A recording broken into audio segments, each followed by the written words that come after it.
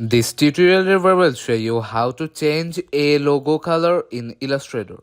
First of all, import the logo, select the logo and click on this drop down. Next to image trace.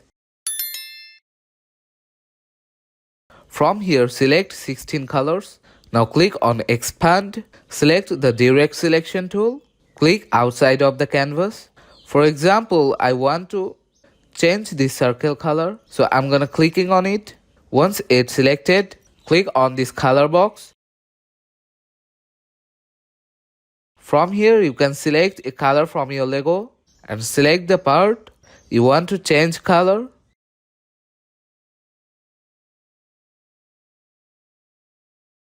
So that's how we can do it. If you find this video helpful, please make sure to subscribe Tutorial River. See you in the next video.